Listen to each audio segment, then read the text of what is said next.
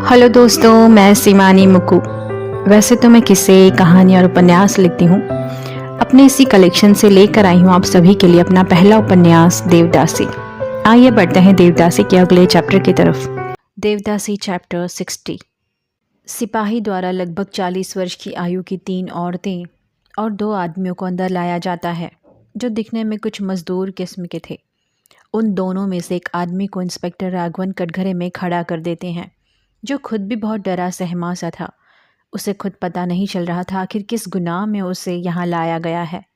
वो अपने दोनों हाथ जोड़कर जजेस सामने उतरा हुआ चेहरा सा खड़ा हो गया। जजेस की तरफ देखकर बोला, मालिक, आखिर मैंने किया क्या है?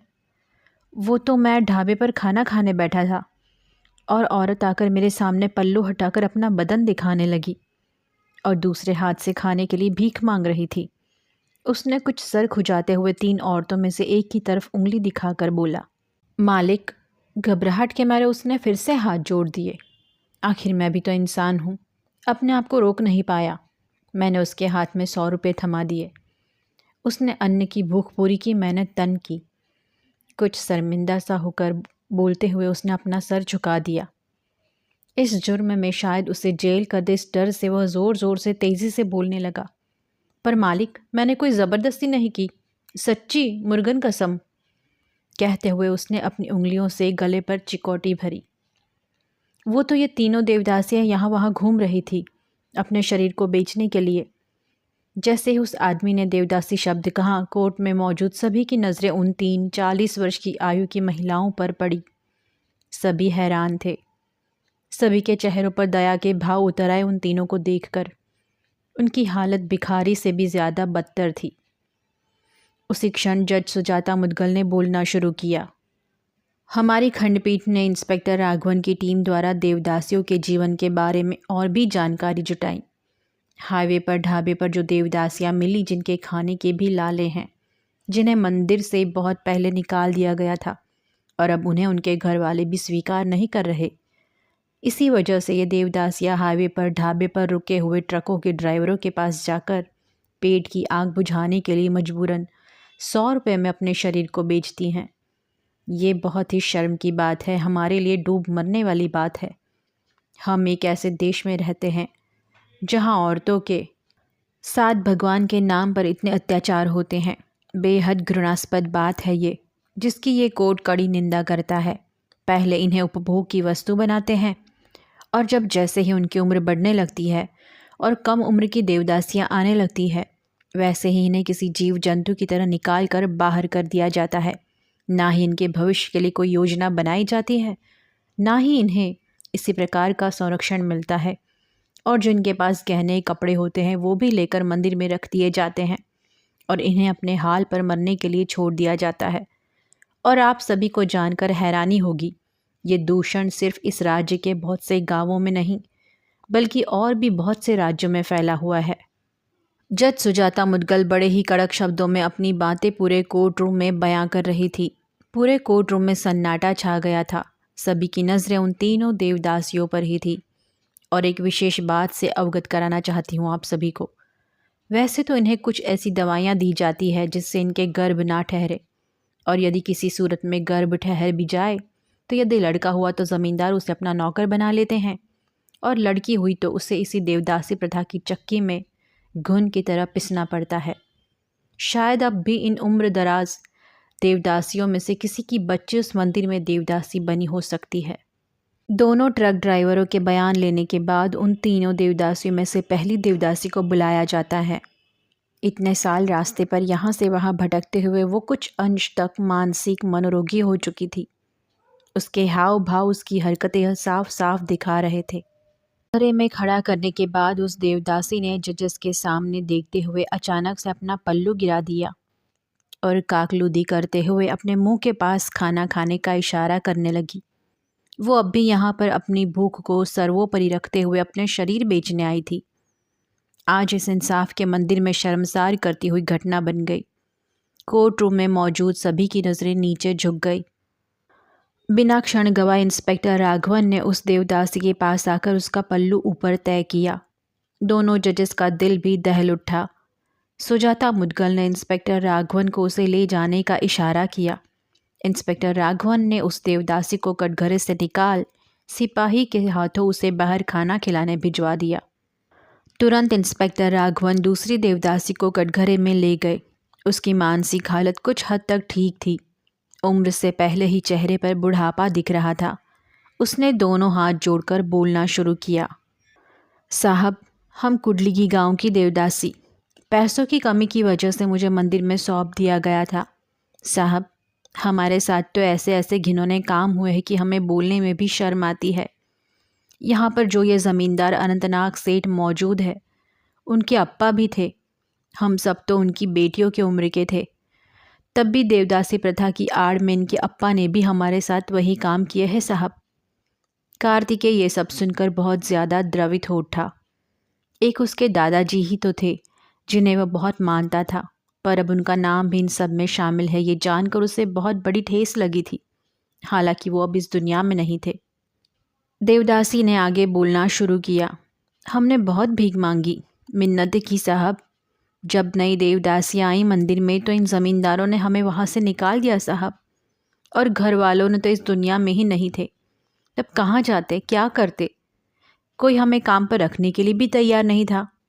साहब, लोग कहते हैं तुम देवदासियों हो, तुमसे काम करवा कर हमें पाप नहीं चढ़ाना। तो जो काम पहले से कर रहे थे वही करना शुरू कर दिया। रास्ते पर हाईवे पर जाकर इस पेट की अग्नि को शांत करने के लिए क्या करते साहब? ये जीवन भी ऐसा है न साहब, मृत्यु मांगने पर भी नहीं आती। और इस शरीर रूपी यंत्र को चलाने के लिए मजबूरन हमें ये करना पड़ा। हाईवे पर जाते हुए ट्रक ड्राइवरों को रोककर हमने यही काम शुरू कर दिया। साहब, आपको पता है हमें वो कितना देकर जाते हैं? साहब, 50-100 रुपये बस। उसके बदले में हमारे पूरे शरीर को नोच खाते हैं साहब। इतने रुपए में तो पेट भी नहीं भरता। हम इन निर्लज्जों को लाज भी नहीं आती साहब। हमने तो अपनी लाज बेच खाई, पर इन्होंने तो नहीं ना। इतने पैसे देने में शर्म भी नहीं आती इन भूखों नंगों को। ज़्यादा मांगते हैं तो 1-2 थप्पड़ जड़ देते हैं साहब, और काम खत्म होने के बाद इस तरह धक्का देकर दूर करते हैं मानो हम कोई अछूत स्त्री हो और हमारे छूने से वे अपवित्र हो जाएंगे। दिन के उजाले में हम इनके लिए पाप होते हैं और रात के अंधेरे में हम इनके लिए रास लीला होते हैं। इतना कुछ बोल गई वो देवदासी, पर आंखों में आंसू का एक कतरा तक नहीं था। जिस तरह शरीर सूख चुका था कांटे की तरह, उसी तरह आंसू भी सूख चुके थे अथाक समंदर से। अनंतनाग को बेड़ियों में कसा हुआ देखकर इतना तो वो देवदासी समझ गई थी, उसे अब सज़ा होने वाली है किसी बात के लिए। इसलिए उसने अपनी पूरी अंतरात्मा खोल कर रख दी थी बिना डरे। साहब, इन सेठ को कौन सी बात के लिए आप यहाँ लाए हैं मुझे नहीं पता, पर फिर भी इतना आपसे ज़रूर कहूँगी, इन्हें छोड़ना मत साहब, बिल्कुल भी मत छोड़ना। बहुत दुख दर्द पीड़ा दी है इन लोगों ने हमें, और उनका ये काम अब भी शुरू है। बड़ी ही चीर व्यथा से अपने अंतिम वाक्य वो देवदासी तेज़ आवाज़ में बोली। इसी तरह तीसरी देवदासी का भी बयान दर्ज किया गया। सभी के बयान लेते लेते दोपहर हो चुकी थी, पर फिलहाल जजेस कोई ब्रेक लेने के मूड में नहीं थे। अब अचानक कार्तिकेय भरी कोट में खड़ा हो गया। आंखें अब भी उसकी नम थी, सुर्ख लाल थी। चेहरा पूरी तरह से उतर चुका था, रौनक जा चुकी थी। खड़े होकर बोला, माय लॉर्ड। उसकी आवाज़ सुनकर सभी की नज़रें उसे घूरने लगी। मूर्ति भी पीछे पलटा। माय लॉर्ड, मुझे कुछ कहना है। जज जयशेखर रेड्डी बोले, प्लीज़ आपको जो कुछ भी कहना है यहाँ आगे आकर कहिए। कार्तिकेय धीमे कदमों से बाहर निकलकर सामने आकर खड़ा हो गया। चलते चलते सभी की नज़रें कार्तिकेय के कदमों की अनुयायी बनी हुई थी। बड़ी भारी और सपाट आवाज़ में कार्तिकेय बोला, माय लॉर्ड, मैं आपसे और कोर्ट रूम में मौजूद सभी से माफ़ी मांगना चाहता हूँ। मैं अपने बयान से हट गया था। मैंने अपनी कुछ मजबूरियाँ थी। मेरे अप्पा बहुत ही बुरे आदमी हैं। इनका साथ इन सभी ज़मींदारों ने दिया है, और यहाँ इन देवदासियों की जो हालत है, आज उनके लिए ज़िम्मेदार प्रमुख तौर से मेरे अप्पा ही हैं, जिन्होंने अपने अंदर की मानवता को मिटाकर जो वहशीपन दिखाया है, उसके लिए मैं शर्मिंदा हूँ, और अपने बयान से पलटने के लिए भी। कार्तिकेय के इस बयान से सभी हक्के बक्के रह गए। उम्मीद की कुछ रोशनी सभी के चेहरे पर नजर आई। मूर्ति के तो हाव भाव ही बदल स्निग्धता उसके चेहरे पर तीर गई। कार्तिकेय के इस बयान पर तुरंत जज सुजाता मुद्गल ने बड़े ही गुस्से में अपनी प्रतिक्रिया दी। मिस्टर कार्तिकेय, आपने कोर्ट रूम को क्या मजाक समझ कर रखा है? आपको पता है आपकी ऐसी गैर जिम्मेदार गवाही से यहाँ कितने इक्वेशन चेंज हो सकते हैं। आपने कोर्ट का समय बर्बाद किया। आपके द्वारा की गई भूल पहली बार है, इसलिए माफ़ी की जाती है, पर यह कोर्ट सख्ती भरे शब्दों में आपसे कहती है, कृपया खेल खेलना बंद करें। हम अपना कीमती समय निकाल कर इन देवदासियों के हक में कुछ करना चाहते हैं, और आप जैसे लोगों की वजह से जो साथ तो देते हैं पर बीच में ही साथ छोड़ देते हैं, उम्मीद टूट कर बिखर जाती है। इसलिए आगे से ऐसा ना हो। कृपा कर कोर्ट का कीमती वक्त ज़ाया ना करें। सुजाता मुद्गल की इस डांट भरी प्रतिक्रिया से कार्तिकेय काफ़ी शर्मिंदगी महसूस कर रहा था। अपनी नज़रें ऊपर तक उठा नहीं पा रहा था।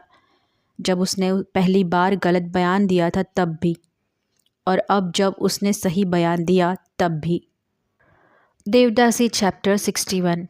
कार्तिकेय एक बार फिर अपनी गवाही से पलट गया था। उसने एक बार फिर से अपना नया बयान दिया, जिसमें उसने कबूल किया कि देवदासी प्रथा के पीछे जो देवदासियों का शोषण हुआ है, उसमें उसके अप्पा अनंतनाग का बहुत बड़ा हाथ है और वही मुखिया है।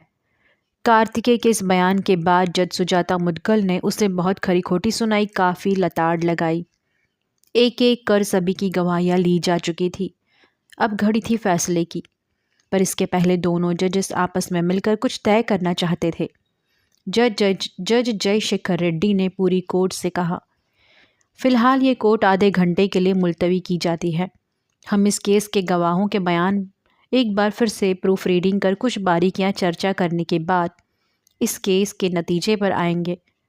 आज किसी भी हालत में हम इस केस को क्लोज कर देना चाहते हैं, ताकि जल्द से जल्द देवदासी प्रथा से जुड़ी हुई देवदासियों को इंसाफ मिले और जल्द से जल्द मकड़ी के जाल रूपी समान देवदासी प्रथा से बाहर निकल सके। दोनों जजेस उठकर कमरे से बाहर निकले। उनके पीछे उनका सिपाही सफ़ेद पोशाक लाल पट्टीधारी, जिसने सभी फाइलें उठाकर जजेस के पीछे पीछे चला गया। मूर्ति पलटकर कार्तिकेय के पास दौड़ा और लपक कर गले लगा लिया उसने अपने यार को, जो उसके पिता अनंतनाग को बिल्कुल भी अच्छा नहीं लगा।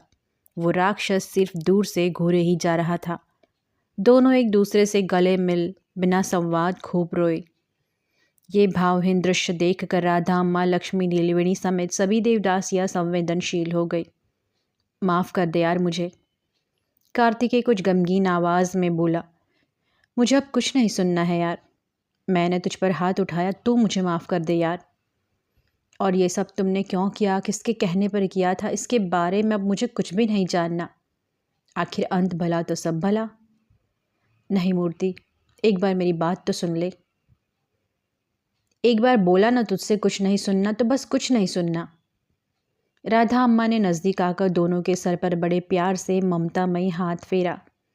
कार्तिकेय मूर्ति से अलग हो राधा अम्मा के गले से लिपट गया और खूब रोया कि आंसू रुकने का नाम ही नहीं ले रहे थे। तभी कार्तिकेय की नज़र पीछे खड़ी लक्ष्मी पर गई, जो डबडबाई आंखों से चेहरे पर मुस्कुराहट लिए कार्तिकेय के सामने हाथ जोड़े खड़ी थी। कार्तिकेय और लक्ष्मी दोनों में आंखों ही आंखों में ग्लानि की भावना दूर हो चुकी थी।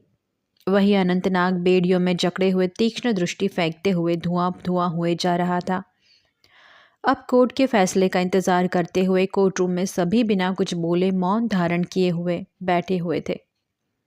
फिलहाल किसी ने कार्तिकेय से कोई गिला शिकवा नहीं किया। सभी खुश थे अपने पुराने कार्तिकेय को वापस पाकर।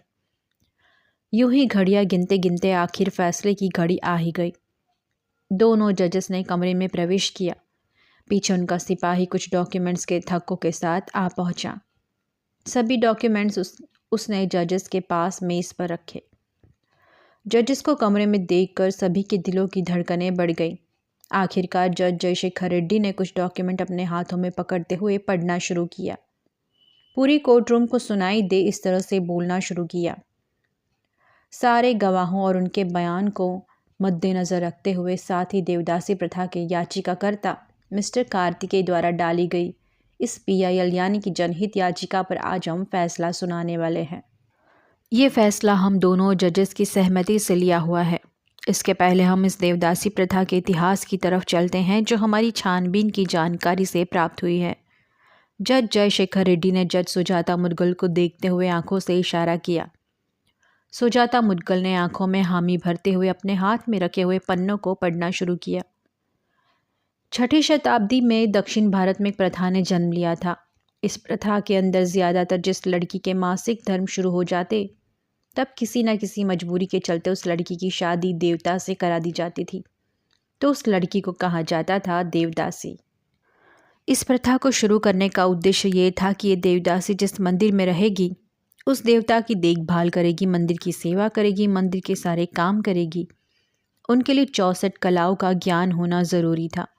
भगवान को प्रसन्न करेंगी। बड़े ठेकेदारों के घरों में देवदासियों को नृत्य करने के लिए बुलाया जाता था। पर यहाँ आप सभी एक बात ध्यानपूर्वक गंभीरता से सुने। 6ठी शताब्दी के समय में देवदासियों की काफ़ी इज्जत होती थी। उन्हें ठेकेदार खुश होकर ज़मीन, जेवर, घर इत्यादि पुरस्कार स्वरूप देते थे और ऐसे ही देवदासियों की पूरी ज़िंदगी कट जाती थी, यानी कि उनके अंतिम दिनों में भी उन्हें कोई मुश्किलात नहीं आती थी। पर यह बात ज़रूर है, उन्हें मंदिर में ही रहना होता था। बाहरी कोई भी संबंध बना नहीं सकती थी, ना शादी कर सकती थी। उन्हें शिक्षा का भी अधिकार नहीं था। अपनी पूरी ज़िंदगी देवता को और मंदिर को समर्पित करना होता था। 6ठी शताब्दी में देवदासियों को जोगिनी भी कहा जाता था। उनकी इज्जत की जाती थी और गलत काम तो उनके साथ बिल्कुल भी नहीं होते थे। जैसे जैसे समय बीतता गया और मुग़लों ने हमारे भारत पर आक्रमण किया, तो उन्होंने देवदासियों को उठाकर अपने हरम ले जाते, जहाँ दूसरी भी जीती हुई औरतों और रानियों को रखते। और जब ब्रिटिशर्स ने हमारे हिंदुस्तान पर रूल करना शुरू किया, उन्होंने देवदासी प्रथा को अपने तरीके से ही ढालना शुरू किया। उन्होंने देवदासी को नगर वधू की तरह बर्ताव करना शुरू किया। उन्हें संभोग की वस्तु बना दिया गया, जिस तरह हमारी देवदासियों ने अभी अभी यहाँ बयान दिया है। धीरे धीरे देवदासियों का भगवान के नाम पर मानसिक और शारीरिक शोषण बढ़ता गया और आज ये प्रथा एक दूषित प्रथा के रूप में उभर कर आई है, जहाँ सिर्फ देवदासी एक संभोग की वस्तु से बढ़कर कुछ नहीं। सारी बारीकियों को जांचने परखने के बाद हम इस नतीजे पर पहुँचते हैं। इंडियन पैनल कोड सेक्शन 372 के तहत जो लड़की माइनर है, मतलब जिसकी उम्र 18 वर्ष से कम है, यदि ऐसी लड़की को बेचा जाएगा या किसी भी तरह के प्रोस्टिट्यूशन पेपर्स के तहत उपयोग किया जाएगा, उसे 10 साल की कैद की सज़ा होगी। और जो कोई भी प्रोस्टिट्यूशन का बिजनेस शुरू करेगा इन प्रथाओं के आड़ में, वो एक ऑफेंस माना जाएगा और लीगल कार्यवाही के तहत 10 साल या उससे ज़्यादा की सुनवाई की जाएगी। आज हम इस कोर्ट रूम में देवदासी प्रोटेक्शन एक्ट प्रस्तुत करने जा रहे हैं, जिसके तहत अब देवदासियों को इस प्रथा से मुक्ति मिलेगी। अब प्रथा का कोई वजूद ही नहीं रहेगा। इसके तहत बेचारी भोली मासूम लड़कियां, जिन्हें शिक्षा का अधिकार नहीं, जिन्हें घर परिवार बसाने का अधिकार नहीं, जिन्हें समाज में रहने का अधिकार नहीं, जिनके आज तक वह वंचित थी, वो सभी अधिकार अब इन देवदासियों को मिलेंगे। इस प्रथा का जन्म 6ठी शताब्दी में होने की वजह से आज की 21वीं शताब्दी में ऐसी प्रथा का कोई काम ही नहीं है जिसका दुरुपयोग ही हो रहा है। प्रोस्टिट्यूशन का फलता फूलता कारोबार हो चुका है इसकी आड़ में। आज इस प्रथा के वजूद को ही नष्ट करने वाले हैं। इसके तहत आज से हम देवदासी प्रोटेक्शन एक्ट लागू कर रहे हैं, जिसके तहत सभी देवदासियों का आज से आज़ाद है, वो जो चाहे कर सकती हैं। यहाँ पर मैं एक विशेष टिप्पणी करना चाहूँगी। जो मजबूर, बेसहारा, गरीब लड़कियाँ या देवदासियाँ हैं, उनके लिए मिसेस राधा द्वारा कुडलिगी गांव में एक एनजीओ की स्थापना करने के काम को सराहते हैं। अब किसी भी मंदिर में किसी भी देवदासी को बंदी बनाकर नहीं रखा जा सकता। इसी के साथ साथ पीड़िता देवदासी लक्ष्मी को न्याय दिलाने के लिए एडवोकेट मिस्टर मूर्ति और याचिकाकर्ता मिस्टर कार्तिकेय ने जो मेहनत की है, उन पर थ्रेटनिंग अटैक होने के बावजूद वो डटे रहे। कोर्ट उसकी सराहना करता है। आप जैसे लोगों की समाज को बहुत ज़रूरत है। जो भी व्यक्ति इस आज़ाद देश में जन्म लेता है, उसे आज़ादी से अपना जीवन जीने का पूर्ण रूप से अधिकार है। ये बहुत शर्म की बात है। कुछ दूषित प्रथाओं के नाम औरतों का शोषण होता है, उन्हें गुलाम बना लिया जाता है। जब उनका जन्म आज़ाद भारत में हुआ है, तो आखिर वो क्यों किसी के गुलाम बने?